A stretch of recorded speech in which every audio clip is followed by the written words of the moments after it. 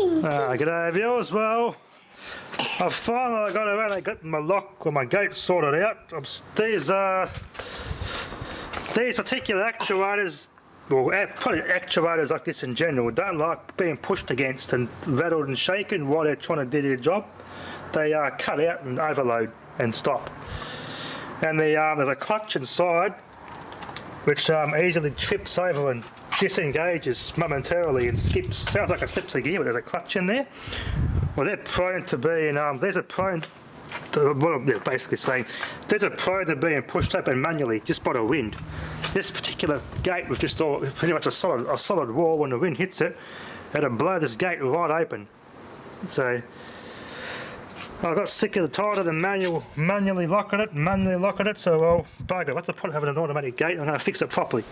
And this is thanks to my wife too, who was being on me constantly about this. So I've finally got off my fat lazy ass, so to speak, and finally improvised away. I got the 6-inch mounting stud in the wall, chemical anchored in with concrete anchor adhesive, or anchoring resin. That the catch is not going anywhere. Made some modifications to this solenoid lock that had to be modified. I made me a bracket up. I just made it as I go, played it by ear, so to speak, and just didn't have any plans or measurements. I just went what I had. These two galvanised pieces came from Arsenings or Bunnings, Chinese galvanised, hard to weld to, but I got there. A hinge from a Miele oven, of all things, an old hinge. I'd fix a Miele oven for a customer for through work. That's one of the hinges. This is a busted hinge, so I said, well, this is perfect, but just open it up, put it in there. It's a perfect brace to make this thing rigid and strong. So I welded that in place, and that's not going anywhere. And this actually locks, and this gate is not going anywhere, and it clicks open and clicks shut as it should. So that's nice and secure now. No, I'm pretty groused about that. Another thing I really groused of, I got in contact with a guy through work. He's knows a guy who fixes fridges. He does Waeco, it's in a lot on here, does Waeco and angle mobile fridges. It's his specialty. Anyway, got talking, got his number off him, went and paid him a visit, and he's got a shed about half the size of mine, about this size, stacked to the roof. Half the shed, or one of the sheds he's got, is stacked to the roof with all sorts of Waeco and angle fridges. He's got cupboards, filing cabinets of all parts, circuit boards, everything from pretty much any model made in the last 20 years. He's got compressors galore, Danfoss C-Cop compressors, the angle swing compressors. There's the first earlier angle compressors which are more better than the later angle compressors. Cuts them open and rebuilds them. He's got some newer little rectangular box. I can't remember the model, I didn't get a picture. But it's basically like a little rectangular box compressor, which is another one angle make, a swing compressor. It's a Sowa Fuji. They were cheaper, not as good as they're a cheaper version of the round canister style compressors that Sowa Fuji make or angle make. Basically, it's a square box, about the size of that Sowa box, a bit bigger. Maybe it's about roughly a little bit bigger than a 7 amp hour SLA battery. But yeah, those models there's a heap of those compressors is removed from fridges because the motors, the stators separate and they rip the windings apart. There's a manufacturing fault with those. And it's got some is rewound and re-rodded back together, which is pretty cool. Anyway, I knew we had some Waecos just like this. Got talking with them. I got a new lid for this one. That was free. Got a new light in there. That was free. I got the most hardest and most important part, which I found when it was buggered, the temperature control board inside there, which was buggered, because this thing was freezing like crazy. And no, it wasn't the thermistors, because this would actually, buttons would respond if it was a thermistors, but it wasn't the thermistors, because this initially was not responding, and no matter what I was pressing here, it was not responding. I have to power cycle it on and off, and then we'll just randomly pick a temperature and stay on, and that's it. It just run continuously. So that's how I found out for sure it was that board down there. which also to the fact that it was corroded. Had a couple of components all corroded away. The pins corroded on it. I did solder it and try it and redid it and tested it, but no go. The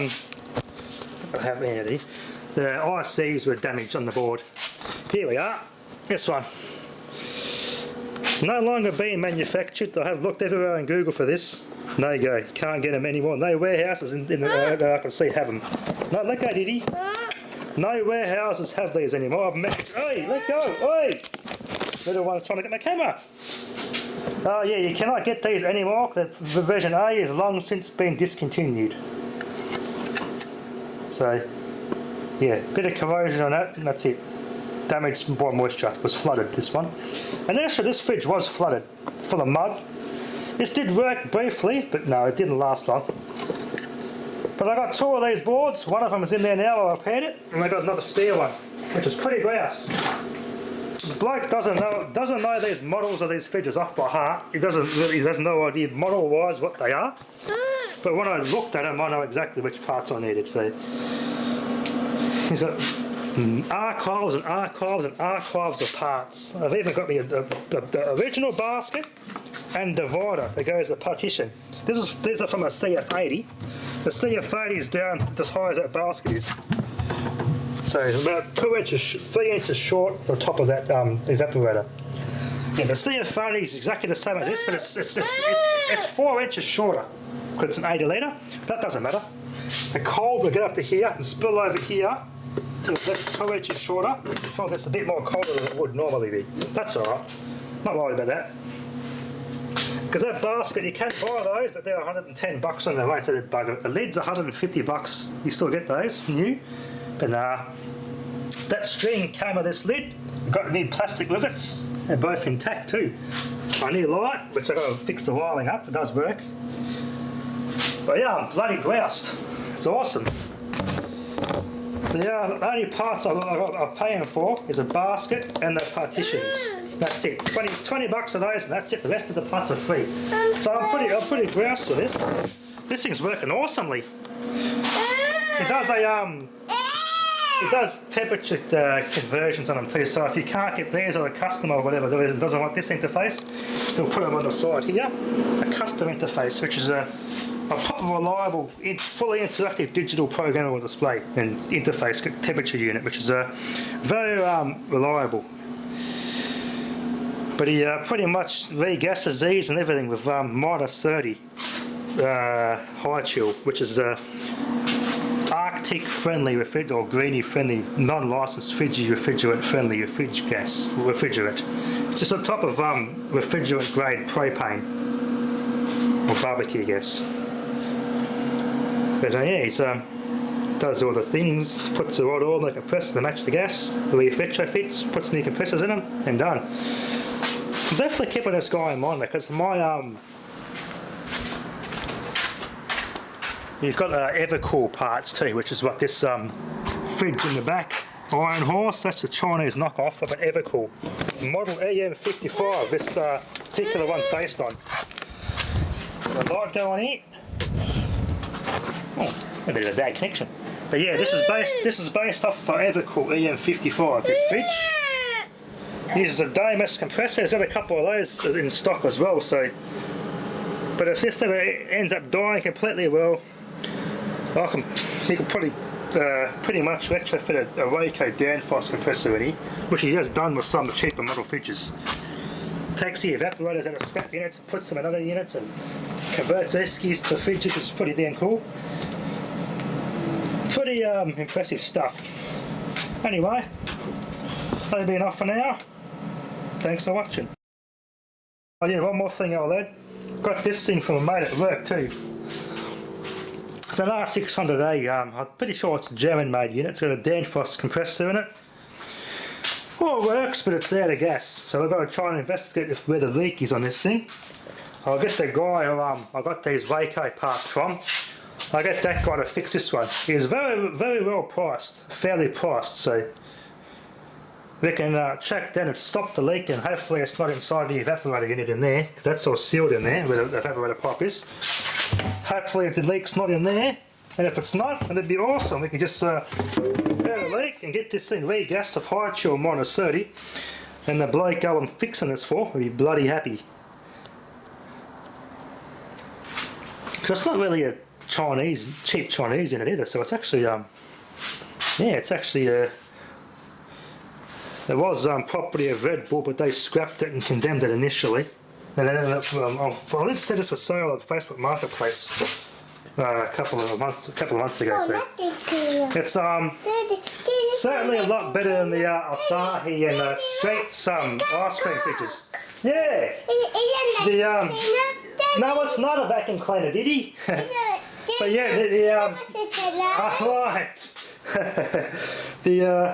As I was saying, the Asahi and the Streets fridges are all cheap Chinese shit, inside and out, even the compressors.